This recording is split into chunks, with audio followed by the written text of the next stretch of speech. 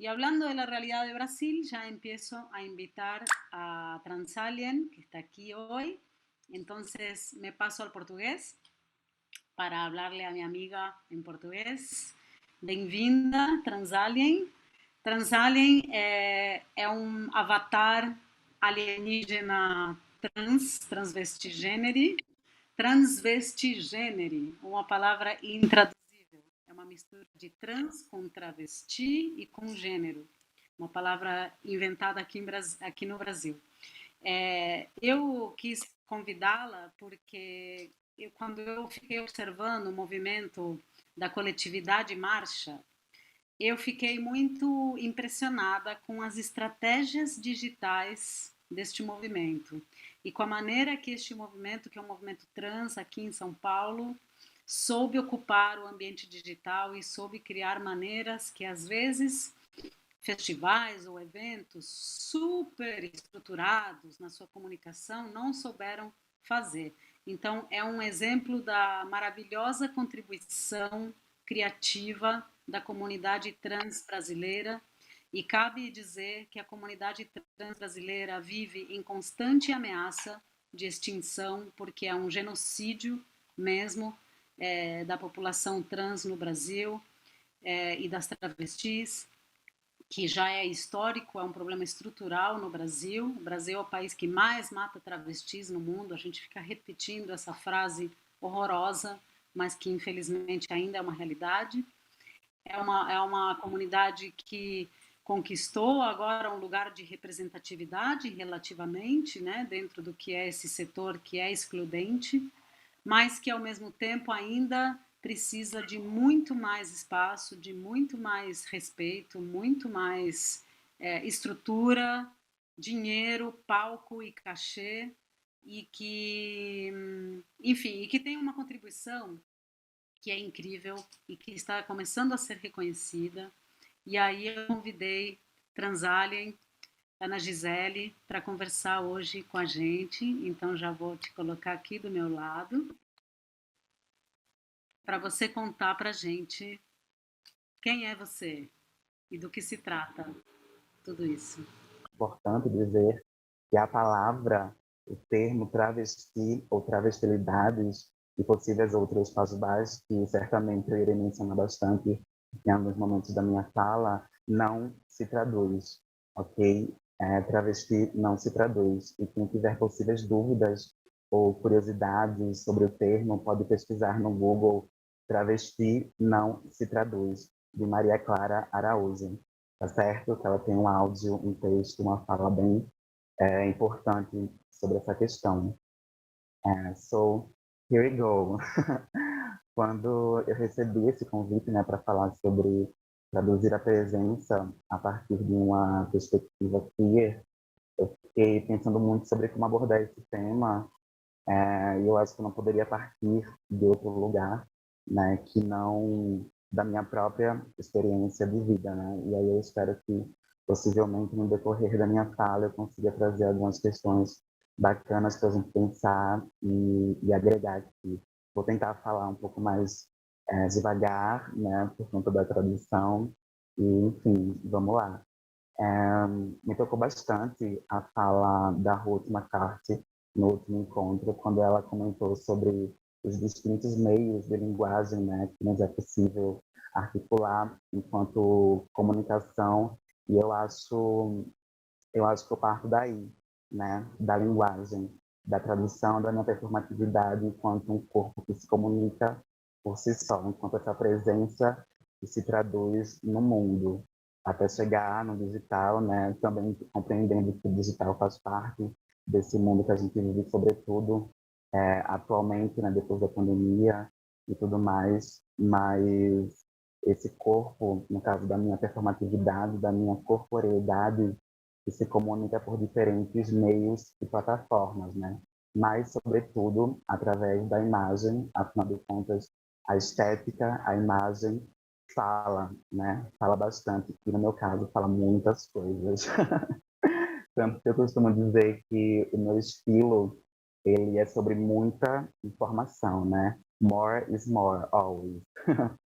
E eu acredito que a performance, seja ela de gênero, ou partindo de uma perspectiva, de um conceito de arte, ou até mesmo, sei lá, a blusa branca, a calça jeans, ou a gravata, o terno, o paletó, é parte de uma mensagem, né? Tudo começa com uma mensagem do que a gente quer passar, comunicar através da performance desse corpo, dos signos e da vida como um todo. Afinal de contas, está todo mundo performando alguma coisa o tempo todo, né? Então, vamos lá. Eu, Ana Gisele, sou nascida e criada em Camaragibe, que é um município da cidade do Recife, no estado de Pernambuco, região nordeste do Brasil, polo cultural e grande potência artística desse país. Atualmente eu moro em São Paulo, já faz 4 anos, mas aqui é relevante trazer Camaragibe enquanto a terra que me origina, né, da qual ao mesmo tempo eu nunca me identifiquei com aquele lugar por ser um lugar com mais ou menos 150 mil habitantes, povoado por pessoas, em sua grande maioria, que possuem uma mente pequena, sabe, retrógrada e muito limitada, né? Isso se estende para várias partes do Brasil, em localizações, regiões menores, né? Mas falando especificamente sobre o meu contexto. É, de pessoas que habitam ali, que, enfim, estão conformadas, né, com o mais do mesmo, pararam no tempo e vivem um ciclo de reprodução eterna, né? Eu falo isso porque eu saí de lá mais ou menos em 2015 e para vir para São Paulo e só voltei para lá no começo do ano passado, antes da pandemia, em fevereiro. Ou seja, houve bastante tempo aí até eu voltar para lá e me chocou muito assim ver as pessoas nos mesmos lugares de quando eu era criança, fazendo as mesmas coisas e parece que nada tinha mudado assim. Então foi um choque de realidade para mim me deparar com aquilo, né? E eu, obviamente, sendo o completo oposto de tudo isso, né? Porque já entendia desde pequena que aquele não era um lugar para mim, né? Onde eu poderia exercer e expandir a minha existência como eu de fato queria.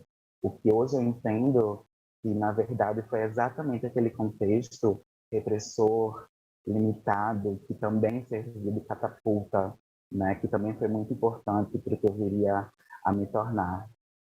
Porque é isso, eu não fui criada para ser ousada, corajosa, para ser tudo isso, pelo contrário, eu tive uma criação bem tradicional, né, para que eu fosse apenas mais uma sujeita comum, que era justamente tudo que eu não queria ser, né? Já tinha essa consciência desde muito cedo. Então, se dependesse da minha mãe, eu estaria lá em Camaragibe até hoje, com ela no mesmo lugar, estagnado, sabe? Ou seja, hoje eu tenho consciência de que eu tive que me rebelar, sabe? Me rebelar de alguma forma para poder ir em busca de mim mesma, né? Ir em busca do mundo e da minha própria autonomia. Então, eu não lembro de pensar na infância o que eu queria ser, né? Profissionalmente falando. Tanto que quando eu completo o ensino médio, e assim como todo mundo, né, começa a se confrontar com aqueles questionamentos, né? E agora, o que eu vou fazer da minha vida? Então, naquele momento, eu não conseguia ver possibilidades para mim das quais eu me identificasse nas universidades, né? Eu sempre entendi que aquele não era um âmbito do qual me contemplava e automaticamente eu intuí um posicionamento anti-academicista, né? O que me contempla muito quando vocês trazem que um evento como esse extrapola, né, as academias, mas está muito mais preocupado com o saber da experiência de fato, né? Me relaciono muito com isso, assim. É, porque é isso, nada naquele momento me contemplava na época. Acho que eu estava muito mais preocupada em, de fato, me encontrar através da minha própria caminhada, né? Do que para estabelecer alguma coisa do que eu seria, né? Hoje eu consigo compreender que isso é de fato, talvez, estar conectada, estar aberta ao sensível, né, à sensibilidade, como bem traz a Emanuele Cotia no livro A Vida Sensível, do qual eu estou lendo atualmente e me identificando muito. E aí, voltando um pouco, né, na adolescência, nada era tão importante para mim, assim, do que não ser mais uma peça a suprir as engrenagens, as expectativas da engrenagem, né, social que a gente vive. Mas, ao invés disso, vomitarem todos esses valores.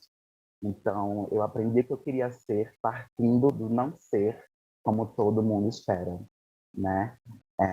Quer dizer, me interessava mais navegar pelo fluxo da vida, da natureza, e ir me descobrindo nesse processo, como diz Björk em Wanderlust, que é uma das canções dela que eu mais amo. E é isso, né? A gente pode ser muitas coisas e fazer muitas coisas, mas interferir no mundo de alguma forma, era tudo que eu realmente queria, né? E espero estar conseguindo fazer isso. Então, eu gosto de pegar a simbologia ah, da imagem da antena parabólica, né? Fincada na lama, na terra, que é o símbolo do Mangue Beat, através do meu conterrâneo, o mestre Chico Sainz, que traz essa ideia de redimensionar a cultura regional, né? No caso, a cultura de Pernambuco, que é o meu estado, com outras culturas universais. Né? Acho que eu fui muito atravessada por esse motor desde pequena, né? De realmente não estar ali limitada a apenas uma cultura, mas buscar compreender e misturar todas elas, sabe? Para chegar possivelmente em algo novo. E aí, falando especificamente sobre o meu processo de transição de gênero e de identidade, eu reivindiquei, né, eu reivindico a minha identidade travesti ali pelos 15, 16 anos de idade, mais ou menos. E mesmo antes da transição, eu já tinha em mente um, um posicionamento e uma imagem muito disruptiva, né, para os padrões da minha cidade. Por exemplo, comecei a deixar o cabelo crescer, alisava, pintava com uma cor diferente toda semana e pintava o cabelo das minhas amigas também no bairro todo, sabe? Era uma grande comunhão assim sobre realmente ser diferente, né? Buscar ser diferente de alguma forma, assim, deixava minhas unhas enormes, ia montadíssima para a escola, ia desse jeito para a escola, ou até pior, ou até mais montada ainda no ensino médio, que inclusive foi meu primeiro grande palco, né? Eu sempre, todo dia, ficava pensando, ai, qual look eu vou para a escola hoje para causar, sabe? Enfim, daí que logo depois da minha transição, de fato, me veio o estalar, né? Aquele estalo, aquele insight de pensar, poxa, de repente, eu também não preciso ser o que espera-se de uma travesti, né? Já que muitos desses códigos, desses signos de feminilidade, de silicone, de hormônios, que tomei por bastante tempo, mas não tomo mais faz alguns anos, não faziam mais parte, não faziam mais sentido para mim, sabe? Porque eu sou estranha mesmo, e quero ser diferente mesmo, e era essa bandeira que eu levantava e levanto até hoje para não me aprisionar em alguma coisa, sabe? E esse foi o momento mais libertador, de fato, para mim, sabe? Foi perceber que eu jamais seria realmente respeitada enquanto mulher, e na verdade eu nem queria ser, né? Reconhecida enquanto uma. Foi aí que me veio essa necessidade de transcender a minha existência de alguma forma dentro da experiência da travestilidade, né? Eu parto desse lugar travesti, mas não me limito nele, né? Então, eu queria mesmo era recusar os você tem que ser, os você precisa de toda essa sociedade, né, que nos põe em caixinhas para apenas ser ou estar viva, né, gozando da minha singularidade, do meu jeito único de ser, de apossar-me de mim mesma, né? Desse não lugar que esse meu corpo monstro ocupa com outras dores e violências, mas sempre tendo em mente de que nunca é alto o preço a se pagar, né, pelo privilégio de pertencer a si mesmo, assim. Acho que no fim das contas é sobre isso, né? Pertencer a si mesmo para além de qualquer outra coisa. E liberdade para mim é isso, né? É não mais ser pré-determinado, é não se bastar ao pré-determinado a algo, né? Seja um parâmetro, um modelo, um paradigma. Não, pelo contrário, acho que é preciso quebrar todos esses paradigmas, né? Erradicar mesmo, para que a gente consiga construir o próprio eu, né? De fato. E quando eu finalmente entendi e tive essa coragem que eu precisava para extrapolar, né, esses conceitos e preceitos constituídos pelo fundamentalismo cisgênero, binário, branco e cristão, é que eu finalmente encontro a minha autonomia, né, a minha própria identidade, isso que eu chamo hoje de a transalien. Só um segundinho. Hidratar em crianças, importante. E aí é isso, né? Oi? Pode, eu não terminei ainda. Aham, claro.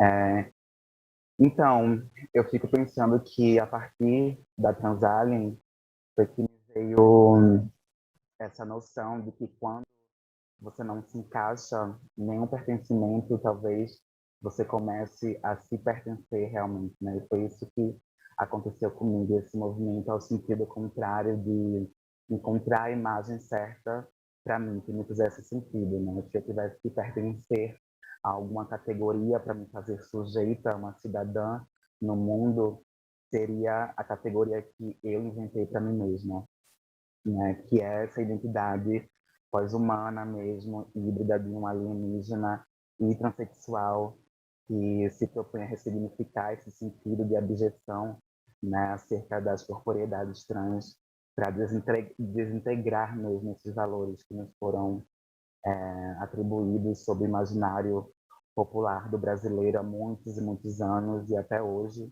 né? E com isso realmente abrir espaço para outras possibilidades de existência, né? O que me vem também muito à memória a década dos anos 60 e 70, né? Da qual eu sou obcecada pela efervescência artística, sobretudo artística dos anos 60 e 70, principalmente aqui no Brasil, com a explosão da Tropicália, encabeçada por Caetano Veloso, Gilberto Gil, Gal Costa, Tom Zé, Os Mutantes, Teatro Oficina, Hélio Oiticica, para citar alguns nomes, né, que foram abrindo espaço para uma arte radicalmente política em contrapartida ao golpe da ditadura militar que o Brasil sofreu na época. O que sempre me chamou muita atenção, porque foi justamente essa junção da arte política com a liberdade de expressão do corpo, porque me parece que naquele período aquelas pessoas estavam mais preocupadas em ser e fazer acontecer, sabe, do que categorizar-se enquanto algo, né? Não sabia se ao certo o que eram, eles simplesmente eram. Os Croquetes, que foi outra grande manifestação daquela época, um marco, né, na verdade, já falavam em todo o espetáculo, né, pelo mundo inteiro. We are not ladies, not even gentlemen. We put it together and become just one thing, people, né? Não somos homem nem mulher, somos gente. Os Croquetes, inclusive, é, foram e são uma das grandes expressões artísticas e culturais do Brasil, né? E que está do mundo até hoje, pelo menos para mim, pensando queerness e liberdade do corpo, para além da revolução que eles causaram no teatro, mas também, sobretudo, no movimento gay, drag, né? Ainda que eles não pautassem né, discursivamente essas questões, mas estava tudo ali, né, na presença, na atitude, no jeito que eles se comunicavam. Enfim, eu costumo dizer que as ações precedem os termos, né? Então foi ali com a Tropicália onde eu pude visualizar e identificar com essa coisa visceral, né? Com essa coisa visceral de ser, visceral e arrebatadora, assim como a vida é. Obviamente que reivindicar a própria identidade é extremamente importante. Nós, travestis, né, especialmente pessoas trans, precisamos reivindicar a nossa identidade como um ato político e lutar por ela diariamente, né, lutar por essa autonomia, mas eu penso que o start, né, de compreensão de si poderia ser o início de uma autoconsciência, um norte, um caminho, e não o todo, o fim, sabe?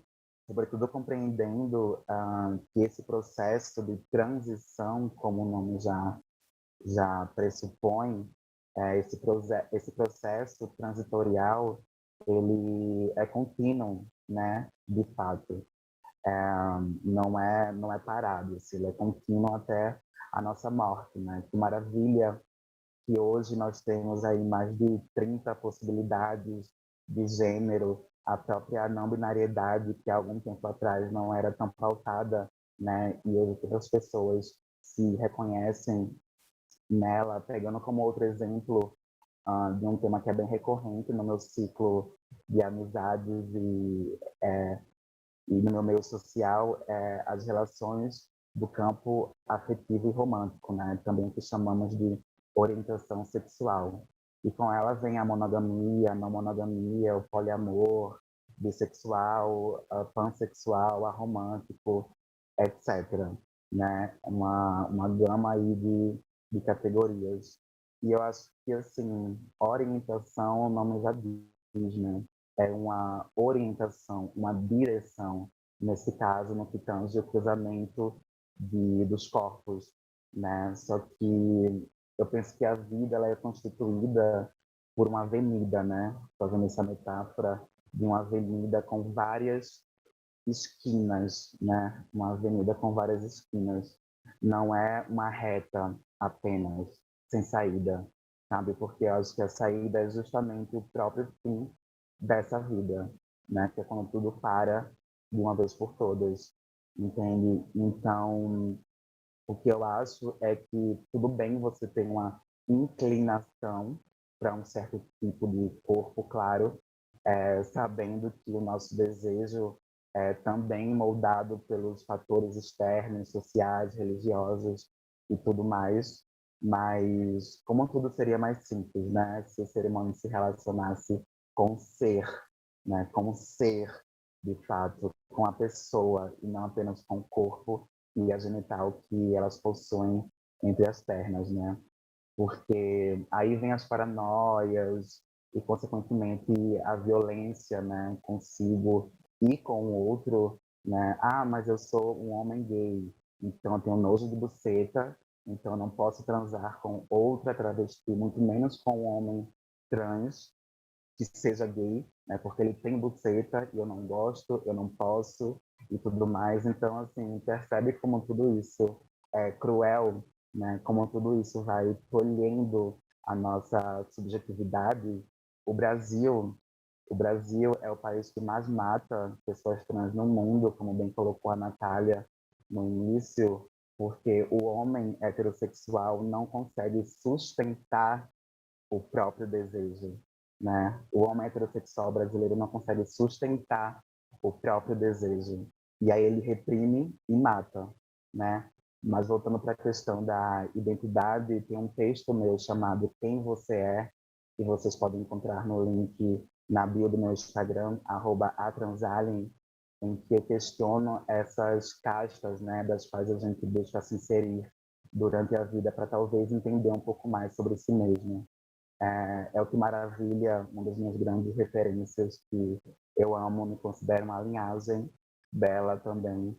Ela costumava dizer que a única liberdade que a gente tem é a de escolher em qual prisão entrar, né? E uma vez que essas categorias trazem consigo significados, palavras que limitam a experiência, né? Eu fico pensando se esse é mesmo o caminho, sabe?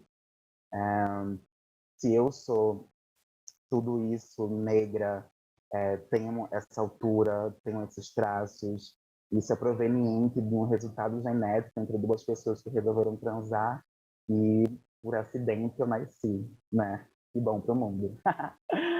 Mas tudo isso que vem depois deveria ser de livre-arbítrio, né? Como o RuPaul diz, nós nascemos nus e o resto é drag, é performance, é descoberta, né? Eu sou Ana Gisele Batista dos Santos, em toda a minha infinitude e complexidade e contradição de hoje ser algo e amanhã descobrir uma nova nuance, um novo jeito de ser e de existir. As minhas máscaras partem desse lugar também, né? Eu falo que as minhas máscaras são, na real, amuletos de proteção, né? Armaduras e também dispositivos de transmutação, né? Que não é sobre esconder a minha identidade, mas sim sobre revelar, né? Revelar a minha verdade, quem eu sou realmente e como eu de fato me vejo, né? E a armadura porque eu preciso estar o tempo todo tendo que me proteger das violências de um corpo como o meu sofre assim que põe o pé nas ruas, né? De um país que mais mata corpos trans e travestis no mundo inteiro. Então, lá atrás, quando eu era bem tímida, triste, não acreditava em mim mesma, não tinha autoestima, andava de cabeça baixa nas ruas, sempre com muita pressa, né? Sempre com muita pressa, com medo de fazer contato visual com as pessoas para que elas não me notassem, sendo que era impossível, né? Se tem uma coisa que para mim nunca foi uma opção, foi passar desapercebida pelos lugares, né? Como diz a minha amiga e grande irmã, J. Mombassa, um corpo trans, um corpo monstro como o nosso, não tem um direito à invisibilidade, né? Ao ir e vir em plenitude, como qualquer um. Quer dizer, como qualquer pessoa branca e cisgênera, né? Porque só eles têm essa liberdade de fato. Mas hoje, quando eu ando nas ruas e percebo as pessoas me olhando, é engraçado porque hoje sou eu que encaro eles nas ruas, né? Com toda a potência da minha existência, dessa minha imagem, dessa minha estética, uma vez que eu não tenho mais medo nem vergonha de ser tudo isso em potência máxima. Agora são eles a desviarem os olhos na mesma medida em que querem me consumir, né? De alguma forma. O livro Pedagogia dos Monstros, que eu sou devota, vai dizer que o corpo monstruoso ele está entre aquele espaço ambíguo da atração e do medo, né? Que é a própria abjeção. E que esse lugar da abjeção faz com que esse corpo seja lançado para além do alcance do possível, né? Do tolerável, do pensável, o tornando inassimilável, né? Inteligível. Ou seja, eu incito, né? Inquieto, fascino o desejo, mas não me deixo seduzir. Né? Eu me vejo completamente nisso, porque foi exatamente aí que eu descobri e me apossei do meu poder. Né? O que eu quero dizer com tudo isso, né? Acho que eu já falei um pouco demais, nós estamos caminhando para o fim, é que o ser humano deve estar sempre apto à mudança. Né? O ser humano deve estar sempre apto à mudança. E aqui eu trago o conceito de antifrágil do Nicolas Taleb, com o livro Antifrágil, Coisas que se beneficiam com o caos, que é basicamente sobre algo que melhora, né, que evolui diante do inusitado, né, que é capaz de ressignificar as situações ao seu favor. O que tem sido essa pandemia do Covid-19, se não uma manifestação da natureza em resposta à negligência humana, né? Eu, pelo menos, vejo muito assim. Mas também uma possibilidade para que a gente, enquanto ser humano, pudesse aprender e evoluir um pouco mais enquanto espécie, né? o que pelo visto, infelizmente, acho que não está acontecendo, mas, enfim, talvez um dia a gente chegue lá, né? Talvez um dia a gente aprenda a ser gente, de fato. E, mais uma vez, eu trago o Chico Science, que já dizia da lama ao caos, do caos à lama, que é desorganizando que eu me organizo, né? Eu sou uma cria do caos, né? E, consequentemente, aprendi a não só lidar, mas a dançar com ele. E, não à toa, a coletividade Marcha, né, da qual eu crio aqui em São Paulo em 2018, que é um coletivo sociopedagógico e artístico comprometido com as causas da população trans brasileira. A gente explodiu assim no começo da pandemia, né, em termos de alcance e visibilidade com os nossos festivais online, que foram uma estratégia de sobrevivência mesmo, para amparar a comunidade LGBT daqui do Brasil, levantando campanhas de financiamento coletivo, fazendo parcerias com instituições como o Centro Cultural São Paulo e outras organizações, até mesmo fora do país, né, como o Festival Frequências Sonoras da Suíça, em que participamos. E de lá para cá já foram 5 edições do festival online. E a gente vai fazer agora o próximo, através do edital Natura Musical, do qual fomos contempladas. E, enfim, está acontecendo muita coisa ainda, graças às deusas e ao nosso trabalho. E é isso, né? Tudo isso foi... Graças a vocês, né? Ao esforço e Aham, a, né? exatamente. Insistindo. E é isso, né? Tudo isso foi um movimento muito natural, assim, do nosso instinto de sobrevivência, né? E das tecnologias de vida, que a experiência e apenas a experiência da travestilidade nos faz desenvolver, né? Se tem um tipo de criatura nesse mundo que consegue lidar com qualquer imprevisto e mudanças sociais, é a travesti, né? Porque a gente já vive na margem dessa sociedade desde sempre. Então, a gente do lado de cá já vivemos na pós-pandemia desde sempre, né? Eu falava isso desde o começo. Lá no início da pandemia, inclusive, eu vi um videozinho da Casa do Saber, se eu não me engano, onde dizia-se que o ser humano finalmente teria a oportunidade de usar a internet, né, esse mundo virtual, da maneira correta, né? Porque antes disso tudo acontecer, nós tínhamos um mundo, né, ao nosso dispor, mas não vivíamos nele, né? A gente vivia apenas nas redes sociais, likes, seguidores. Então, diante desse contexto, onde o digital era a nossa única forma de se conectar com o mundo, foi aí que a gente virou a chave, de fato, né?